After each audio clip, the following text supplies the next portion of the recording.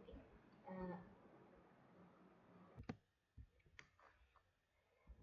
നമ്മൾ ഗെയിംസ് എന്തൊക്കെയാണെന്നുള്ളതാണ് കഴിഞ്ഞ വീഡിയോയിൽ പറഞ്ഞത്.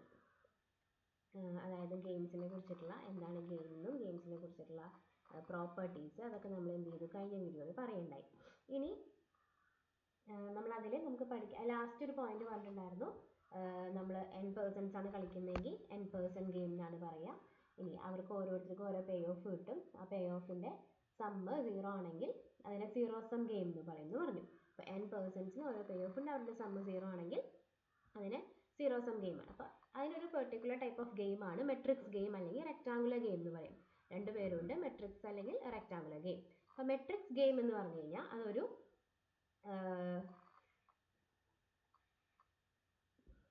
എന്താ പറയുക,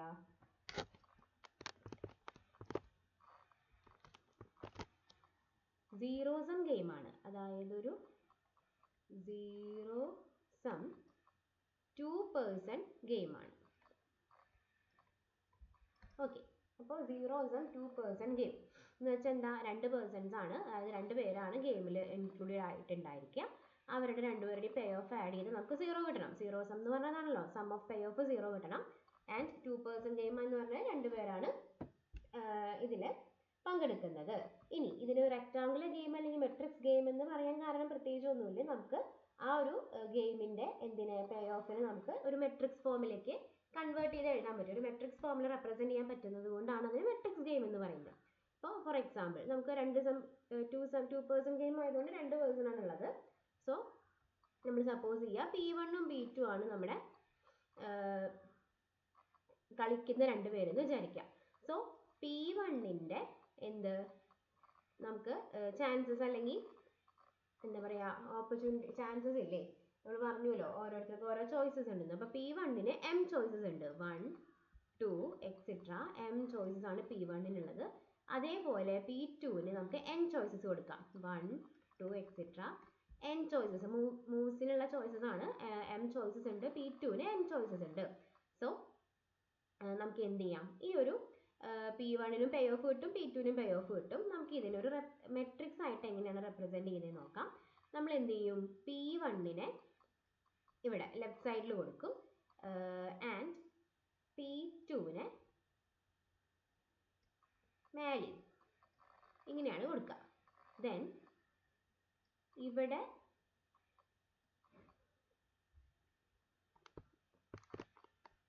I കൊടുക്കും, ഇവിടെ J കൊടുക്കും. സോ ഇവിടെ അല്ലേ P2 കൊടുക്കുന്നത്. സോ P2ൻ്റെ റേഞ്ച് അല്ല, P2ൻ്റെ 1 2 3 എക്സെട്ര n വരെയാണ് P2ന് എടുക്കുന്നത്. ഇനി P1ന് നമ്മൾ എടുത്തിരിക്കുന്ന ചോയ്സസ് 1 2 3 m വരെ അല്ലേ. സോ 1 2 എക്സെട്ര m വരെ. സോ ഇതാണ് നമ്മൾ മെട്രിക്സ് ആയിട്ട് റെപ്രസെൻറ്റ് ചെയ്യാൻ പോകുന്നത്. അപ്പം നമുക്ക് നോക്കുക P1ന് നമുക്ക് m ചോയ്സസ് ഉണ്ട്, അതിന് നമ്മൾ I ആ കൊടുക്കുക, ഐകളാണ് m. ഇനി J ആണ് P2ൻ്റെ ചോയ്സസിന് കൊടുക്കുക. സോ n ചോയ്സസ് ഉണ്ട്. ഇനി നോക്കുക, P1ന് ഇപ്പോൾ 2 ആണ് ചൂസ് ചെയ്യുന്നതെങ്കിൽ കറസ്പോണ്ടിങ്ലി ഈ റോയാണ് ആര് ചൂസ് ചെയ്യുന്നത്, P1 ചൂസ് ചെയ്യുന്നത്. ഇനി P2 വേറെ ഏതെങ്കിലും ചോയ്സസ് ഉണ്ടായി, n ചോയ്സസിൽ ഇപ്പോൾ തേർഡ് ചോയ്സ് ആണ് ചൂസ് ചെയ്യുന്നതെങ്കിൽ അപ്പോൾ നമുക്കിവിടെ ഒരു വാല്യൂ ഉണ്ടാവും, ഇവിടെ വാല്യൂ ഉണ്ടാവും, ഇവിടെ വാല്യൂ ഉണ്ടാവും, അങ്ങനെ ഓരോ സ്ഥലത്തും വാല്യൂ ഉണ്ടാവും. ഇനി കറസ്പോണ്ടിങ്ലി P2 ആരാണെയോ ചൂസ് ചെയ്യുന്നതെന്ന് നോക്കുക, അതിന് കറസ്പോണ്ടിങ് ആയിട്ട് ഇവിടെ ഒരു വാല്യൂ ഇപ്പോൾ 3 ആണെന്ന് വിചാരിക്കുക. ഇപ്പോൾ ഇവിടെ P1 2 ചൂസ് ചെയ്തു, P2 3 ആണ് ചൂസ് ചെയ്തത്. സോ ഇവിടെയാണ് നമ്മുടെ പ്ലേസ് എടുക്കുന്നത് 2 3 അല്ലേ. അവിടെ എഴുതിയിരിക്കുന്നത് എന്താ, അവിടെ നമ്മൾ എഴുതാൻ പോകുന്നത് P1ന് കിട്ടുന്ന പേ ഓഫ്. P1 2ഉം P2 3ഉം ചൂസ് ചെയ്ത് കഴിഞ്ഞാൽ P1ന് എന്ത് പേ ഓഫ് കിട്ടും എന്നുള്ളതാണ് ഈ മെട്രിക്സിൻ്റെ ഉള്ളിൽ എൻട്രീസ് ആയിട്ട് വരുന്നത്. സോ ഇവിടെ നമുക്ക് A11 ഉണ്ട്, A12, ഇനി A1n ഉണ്ട്, A21 A22 A2n, അങ്ങനെ പോയി AM1 AM2 AMn, ഇങ്ങനെയാണല്ലോ മെട്രിക്സ് എൻട്രീസ്. അപ്പോൾ ഇതിൻ്റെ ഉള്ളിലുള്ള എൻട്രീസ് എന്ന് പറയുന്നത് ആരുടെ പേ ഓഫ് ആണ്, P1ൻ്റെ പേ ഓഫ് ആണ്. So this is A pay of matrix of P1. Okay, pay of matrix of P1 ആണ്, നമ്മൾ P1 ലെഫ്റ്റ് സൈഡിലാണ് എഴുതുന്നതെങ്കിൽ അയാളുടെ പേ ഓഫ് മെട്രിക്സ് ആണ് ഇത്. മനസ്സിലായോ? അപ്പോൾ നമ്മൾ P1 എന്ത് ചൂസ് ചെയ്യുന്നു അതിനനുസരിച്ച് P2 എന്ത് ചൂസ് ചെയ്യുന്നു അനുസരിച്ച് നമുക്കുള്ളൊരു വാല്യൂ കിട്ടുമല്ലോ. ആ വാല്യൂ എന്താണോ അതാണ് P1ന് കിട്ടുന്ന പേ ഓഫ്. ഇപ്പോൾ P1 M ആണ് ചൂസ് ചെയ്തതെങ്കിൽ ഈ റോ എടുക്കും, P1 N ചൂസ് ചെയ്തു വെച്ചെങ്കിൽ ഈ കോൾ എടുക്കും. അപ്പോൾ രണ്ടും കൂടി കമ്പൈൻ ചെയ്യുമ്പോൾ നമുക്കൊരു വാല്യൂ കിട്ടുമല്ലോ. ആ വാല്യൂ ആണ് P1ന്റെ പേ ഓഫ്. അപ്പോൾ ഇത് P1ന്റെ പേ ഓഫ് മെട്രിക്സ് ആണ്, ശ്രദ്ധിക്കണം. മുകളിൽ എഴുതിയ ആളുടെ അല്ല, ലെഫ്റ്റ് സൈഡിൽ നമ്മൾ കൊടുക്കുന്ന ആരെയാണോ ആരുടെ ചോയ്സസ് ആണോ അതിന്റെ പേ ഓഫ് മെട്രിക്സ് ആണിത്. അങ്ങനെ ആകുമ്പോൾ നമുക്ക് P2ന്റെ പേ ഓഫ് മെട്രിക്സ് എന്ത് വരും? ഇപ്പം ഇതിന് നമ്മൾ എ എന്ന് വിളിക്കാന്ന് വിചാരിക്കുക. ഇപ്പം ഈ കാണുന്ന മെട്രിക്സ് എ ആണെങ്കിൽ നമ്മൾ പറഞ്ഞിട്ടുണ്ട് ഇതൊരു സീറോ സം ഗെയിം ആണ് അല്ലേ.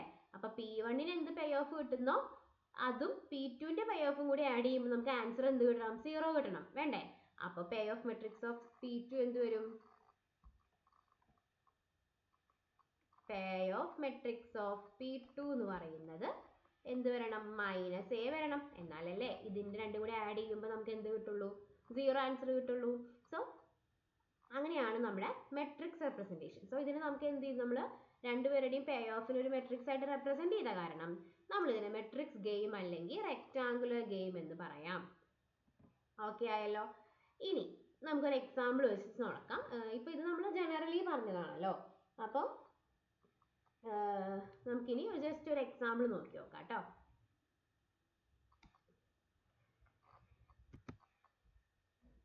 ഓക്കെ, അപ്പോൾ ഇതാണ് നമ്മൾ ഫസ്റ്റ് എക്സാമ്പിൾ ആയിട്ട് കൊടുക്കുന്നത്. നോക്കിയേ, P1 P2 രണ്ട് പ്ലെയേഴ്സ് ഉണ്ട്. P1ന് 5 ചോയ്സസ് ഉണ്ട്, P2ന് 4 ചോയ്സസ് ഉണ്ട്. രണ്ടുപേരുടെയും അല്ല അതിൻ്റെ പേ ഓഫ് മെട്രിക്സ് ആണ് തന്നിരിക്കുന്നത്, P1ന്റെ പേ ഓഫ് മെട്രിക്സ്. അപ്പോൾ നമ്മൾ ഗെയിം കളിക്കുന്നത് എങ്ങനെയാണെന്ന് വെച്ചാൽ നമുക്ക് എപ്പോഴും P1ന്റെ പേ ഓഫ് മെട്രിക്സ് ആയതുകൊണ്ട് P1 എപ്പോഴും എന്ത് ചെയ്യാനാണ് നോക്കുക? അയാളുടെ പേ ഓഫ് ആഡ് ചെയ്യാൻ നോക്കും. P2 എന്ത് ചെയ്യാൻ നോക്കും? P1ന്റെ പേ ഓഫിനെ കുറയ്ക്കാൻ നോക്കും. P2ന്റെ പേ ഓഫ് ആഡ് ചെയ്യാൻ അതിന് പറ്റില്ല, ഇത് P1ന്റെ പേ ഓഫ് മെട്രിക്സ് ആയതുകൊണ്ട് അത് P1ന് കിട്ടാവുന്ന പേ ഓഫ് മിനിമൈസ് ചെയ്യാൻ P2 നോക്കും, മാക്സിമൈസ് ചെയ്യാൻ P1 നോക്കും. സോ നമ്മൾ ജനറലി P2നെ അല്ലെങ്കിൽ നമുക്ക് P1ന്റെ കാര്യം പറയാം. ജനറലി P1ന് നമ്മൾ മാക്സിമൈസിങ് പ്ലെയർ എന്നാണ് പറയുക. ഓക്കെ, മാക്സിമൈസിങ് പ്ലെയർ ആണ് നമ്മുടെ P1. P2 ആരായിരിക്കും? അപ്പോൾ P1ന്റെ പേ ഓഫിനെ കുറയ്ക്കാനല്ലേ നോക്കുക. സോ മിനിമൈസിങ് പ്ലെയർ ആണ് P2. മനസ്സിലായല്ലോ. സോ P1 കുറയ്ക്കാൻ നോക്കുന്നു, അല്ല P1 കൂട്ടാൻ നോക്കുന്നു, P2 കുറയ്ക്കാൻ നോക്കുന്നു. ഇനി നോക്കാം, P1 ഇപ്പോൾ ഈ ഒരെണ്ണത്തിൽ ഈ 5 വാല്യൂസ് ഉണ്ട്, 5 ചോയ്സസ് ഉണ്ട് P1ന്. ഈ 5 ചോയ്സസിലെ ഏതെങ്കിലും ഒരു ചോയ്സ് ചൂസ് ചെയ്തു. ഇപ്പോൾ 1 ആണ് P1 ചൂസ് ചെയ്തതെന്ന് വിചാരിക്കാം. 1 ചൂസ് ചെയ്യുമ്പോൾ ആ റോ മൊത്തം ഉണ്ട് P1ന് കിട്ടാവുന്നത്. 4 ഉണ്ട്, -2 ഉണ്ട്, -4 ഉണ്ട്, -1 ഉണ്ട്. അപ്പോൾ P2 എന്താ ശ്രമിക്കുക? ഈ 4 നമ്പറിലെ ഏത് കിട്ടിയാലും ഏറ്റവും കുറവെന്നല്ലേ കൊടുക്കാൻ പറ്റുമെന്നല്ലേ. അപ്പോൾ എന്ത് ചെയ്യാം? P2 മൂന്നാമത്തെ ചോയ്സ് ആണ് സ്വാഭാവികമായിട്ടും, കാരണം 4 -2 -4 -1 ആണ്. അപ്പോൾ ഏറ്റവും ചെറുതാരാ? -4 ആണ്. അപ്പോൾ P2 എന്ത് ചെയ്യും? 1 2 3 4 എന്ന് പറയുന്ന 4 ചാൻസസിൽ മൂന്നാമത്തേത് സെലക്ട് ചെയ്യും. അപ്പോൾ എന്താവും? P1ന് കിട്ടുന്ന എന്ത് ഇത് കുറയും അല്ലേ? P1ന് കിട്ടുന്ന പേ ഓഫ് കുറയും. അതിനല്ലേ P2 ശ്രമിക്കാം. അപ്പോൾ P1 എപ്പോഴും കൂട്ടാൻ ശ്രമിക്കുന്നതുകൊണ്ട് നമുക്ക് എന്ത് ചെയ്യണം? P1ന് കിട്ടാവുന്ന മാക്സിമം P2 എത്ര കുറയ്ക്കാൻ നോക്കിയാലും മാക്സിമം എത്ര കൂടുതൽ കിട്ടും എന്നാണ് P1 ശ്രമിക്കുക. ഓക്കെ, അപ്പോൾ നമ്മൾ എന്ത് കണ്ടുപിടിക്കും? സോ ജനറലി ഇങ്ങനെ ഓരോന്നോരോന്നെടുത്ത് കണ്ടുപിടിക്കാൻ ബുദ്ധിമുട്ടല്ലേ. അപ്പോൾ നമ്മൾ ജനറലി എന്ത് കണ്ടുപിടിക്കും? ഒരു കോളം കൂടി അപ്പുറത്തും താഴെ ഒരു റോയും കൂടി വരയ്ക്കും.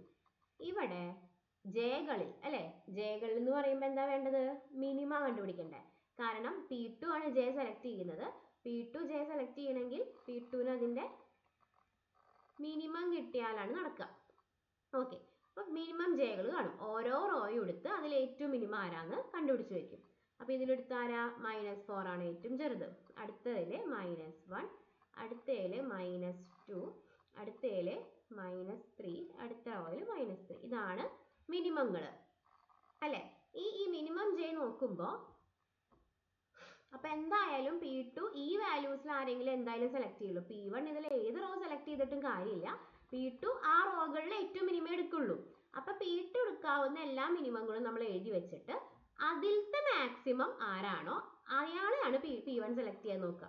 കാരണം എന്താ, P2 എന്തായാലും ഇങ്ങനെ. അപ്പൊ P1 എന്ത് ചെയ്യും, ആദ്യമേ ഈ അതായത് നമ്മൾ എന്ത് ചെയ്യും, ആദ്യമേ ഈ P2ന്റെ മിനിമങ്ങൾ നോക്കി വെക്കും. ഇത്രയും വാല്യൂസ് ആണ് P2ന്റെ മിനിമങ്ങൾ. ഇനി ഇവരിൽ നിന്ന് ഏറ്റവും മാക്സിമം ആരേനെയാ കിട്ടുന്നതെന്ന് നോക്കുക. അതായത് ഈ കോളത്തിൽ ഏറ്റവും മാക്സിമം ആരാ, -1. സോ അതിന് നമ്മൾ മാക്സിമം ജെ അല്ല കേട്ടോ, തെറ്റിപ്പോയി, മാക്സിമം ഐ ആണ്. ഇതിപ്പോൾ കളയാം.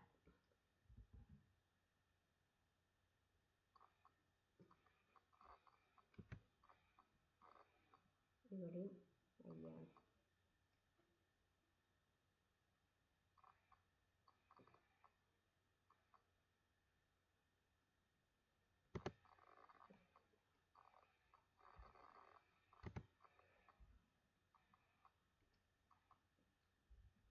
Maximum I, maximum I minimum J AIJ ആരാന്ന് നോക്കുക. അതായത് മിനിമം ജെ എന്ന് പറഞ്ഞാൽ നമ്മൾ മിനിമം ജെകൾ ഇവിടെ കണ്ടുപിടിച്ച് വെച്ചിട്ടുണ്ട്.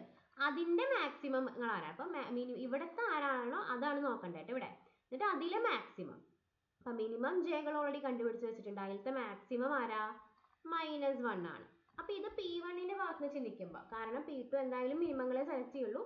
അപ്പൊ അതിൽ അയാൾക്ക് മാക്സിമം കിട്ടുന്ന ആരാണോ അയാളല്ലേ P1 സെലക്ട് ചെയ്യുക. അപ്പോൾ P1 എന്ത് ചെയ്യും, 2 എന്ന് പറയുന്ന ഓപ്ഷൻ സെലക്ട് ചെയ്യും. സോ അതാണ് ഏറ്റവും, പിന്നെ അതിൽ മിനിമായ -1 ആണ് ആർക്ക് കിട്ടുക, P1ന് കിട്ടുന്ന പേ ഓഫ് ഉണ്ടാവുക. അതായത് ഈ വാല്യൂ ആയിരിക്കും. ഇനി തിരിച്ച് നമ്മൾ നോക്കുകയാണ്, P2ന്റെ ഭാഗത്ത് ചിന്തിക്കുമ്പോൾ P2ന് അറിയാം P1 എപ്പോഴും ഇതിലത്തെ മാക്സിമങ്ങളെ സെലക്ട് ചെയ്യാനേ നോക്കുള്ളൂ എന്ന് അല്ലേ. സോ അങ്ങനെ മാക്സിമങ്ങളെ സെലക്ട് ചെയ്ത് വെച്ചിട്ട് കഴിഞ്ഞാൽ അതിലെ മിനിമത്തിനെ ചൂസ് ചെയ്യാനായിരിക്കും P2 ശ്രമിക്കുക. അപ്പൊ നമ്മൾ നോക്കാം, എന്ത് കണ്ടുപിടിച്ച് വെക്കുക, മാക്സിമം ഓഫ് ഐ. അതായത് ഈ P1ന് കിട്ടാവുന്ന ഏറ്റവും മാക്സിമം. അപ്പൊ ഈ ഓരോ കോളങ്ങളും നോക്കുക. ഈ കോളത്തിലെ മാക്സിമം 4 ആണ്, ഈ കോളത്തിലെ മാക്സിമം 3 ആണ്, അടുത്ത കോളത്തില് -1 ആണ്, ഫുൾ നെഗറ്റീവ്. അപ്പൊ ഉള്ളതിൽ മാക്സിമം -1 ആണ്, അടുത്തതിൽ 2 ആണ്. ഇത്രയും വാല്യൂസ് ആണ് മാക്സിമം ആയിട്ട് ആർക്ക് കിട്ടുക, P1ന് കിട്ടുക.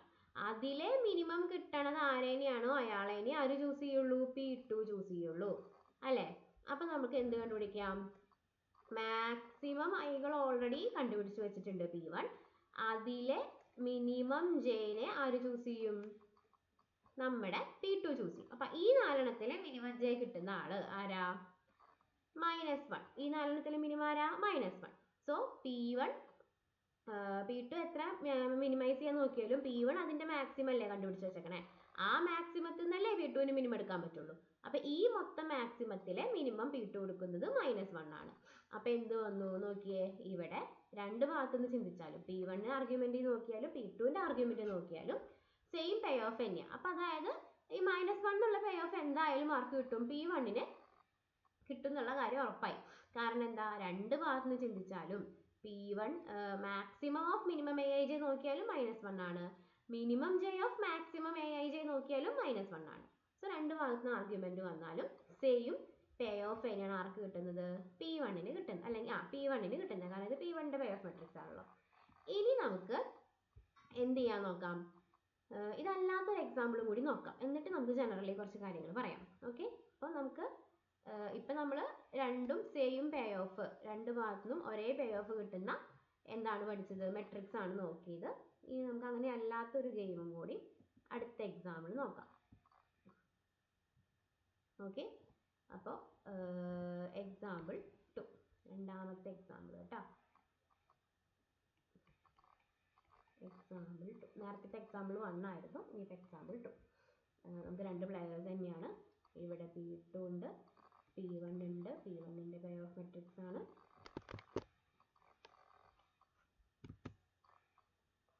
ഓക്കെ, അപ്പോൾ നമ്മൾ ഇതാണ് രണ്ടാമത്തെ എക്സാമ്പിൾ. P1നും P2നും 3 ചാൻസസ് വീതമുള്ളത് ചെറിയൊരു മെട്രിക്സ് ആണ്. ഇനി നേരത്തെ പോലെ തന്നെ നമ്മൾ എന്ത് ചെയ്യുന്നു, മിനിമം നേരത്തെ ചെയ്ത അതേ മിനിമം ജെ കാണുന്നു, ഇവിടെ മാക്സിമം ഐയും കാണുന്നു. ഓക്കെ, മിനിമം ജെകൾ നോക്കിയേ, -3 ഉണ്ട്, ഇവിടുത്തെ -7 ആണ്, ഇവിടുത്തെ മിനിമം -6 ആണ്. അപ്പോൾ ഫസ്റ്റ് മിനിമം ജെകളുടെ മാക്സിമം ഐ അല്ലേ, അതായത് ഈ വാല്യൂസിൻ്റെ മാക്സിമം നോക്കണം. എന്താ വരിക? -3 ആണ്.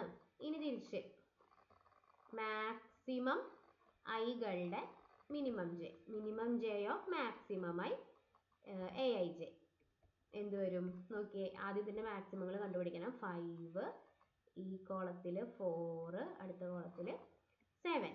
ഇതിലത്തെ മിനിമം ഈ 4, 5, 7ലെ മിനിമം ആരാണ്? 4 ആണ്. അപ്പോൾ എന്ത് കിട്ടി? മാക്സിമം ഐ മിനിമം ജെ എന്ന് പറയുന്നത് ഇവിടെ എന്തല്ല, ഈക്വൽ അല്ല. കാരണം ഇത് -3ഉം ഇവിടെ 4ഉം ആണ്, വെറും 4 ആണ്. സോ ഈ എക്സാമ്പിൾ നേരത്തെ എക്സാമ്പിൾ പോലെയല്ലല്ലോ. അപ്പോൾ നമുക്ക് എന്ത് ചെയ്യാൻ പറ്റില്ല, പെട്ടെന്ന് ഒരു കാര്യം പറയാൻ പറ്റില്ല. ഇത് കുറച്ച് കാര്യങ്ങൾ ചെയ്യേണ്ടി വരും. അപ്പോൾ പറയുകയാണെന്നുവെച്ചെങ്കിൽ നമ്മൾ ഇപ്പോൾ നേരത്തെ കണ്ട എക്സാമ്പിൾ ഇല്ലേ നമ്മുടെ, ആ എക്സാമ്പിളിലേക്ക് നോക്കുക. ആ എക്സാമ്പിൾ എന്താ, ആ എക്സാമ്പിളിൽ ഒരു പ്രത്യേകതയുണ്ട്. എന്താ? നമ്മുടെ maximum I minimum J AIJ is equal to minimum j maximum I AIJ ആണല്ലോ. സോ ആ ഈക്വൽ ആയിട്ടുള്ള ആ പോയിന്റ് ഇല്ലേ, ഇത് രണ്ടും ഈക്വൽ ആണ്. അത് എന്തിനോട് ഈക്വലാ? -1നോട് ഈക്വൽ ആണ്. ആ ഈക്വൽ ആയിട്ടുള്ള പോയിന്റിനെ നമ്മൾ ഇപ്പോൾ ജനറലി പറയുകയാണെങ്കിൽ ആ പോയിന്റ് ഇവിടെ കിടക്കുന്ന ഏത് സ്ഥാനത്താ? A2, 3 ആണ്. കാരണം തേർഡ് റോയും സെക്കൻഡ് റോയും തേർഡ് കോളമാണ്. അപ്പോൾ സോ A2, 3 എന്നാണ് പറയുക. സോ ജനറലി ARS ആണ് നമ്മുടെ ആർത്ത് റോയും എസ്ത് കോളത്തിലുമാണ് ഇങ്ങനെ രണ്ട് ഈക്വൽ ആയിട്ട് വരുന്ന ആ വാല്യൂ എടുക്കുന്നതെങ്കിൽ നമ്മൾ അതിന് RS എന്ന് പറയുന്ന പോയിന്റ് ഒരു സാഡിൽ പോയിന്റ് ഉണ്ടെന്നാണ് പറയാം. സാഡിൽ പോയിന്റിന്റെ ശരിക്കുള്ള ഡെഫിനിഷനൊക്കെ നമ്മൾ അടുത്ത ക്ലാസ്സിൽ പഠിക്കും, അടുത്ത വീഡിയോയിൽ പറയും. ഇപ്പോൾ ജസ്റ്റ് എന്ത് മനസ്സിലാക്കി വെക്കുക, ഇത് രണ്ടും ഈക്വൽ ആയിട്ട് വരുന്നുണ്ടെങ്കിൽ ആ വരുന്ന പോയിന്റ് ഉണ്ടല്ലോ, അപ്പോൾ ഇവിടെ തന്നെ ഇവിടുത്തെ സാഡിൽ പോയിന്റ് ഏതാകും? അപ്പോൾ 2, 3 ആകും. കാരണം 2, 3യിലാണ് നമുക്ക് രണ്ട് ഈക്വൽ ആയിട്ട് വരുന്ന ആ വാല്യൂ എടുക്കുന്നത്. സോ ആ 2, 3 എന്ന് പറയുന്ന പോയിന്റ് ആണ് നമ്മുടെ സാഡിൽ പോയിന്റ് എന്ന് പറയാം. ആൻഡ് അപ്പോൾ നമുക്ക് എന്ത് പറയാം?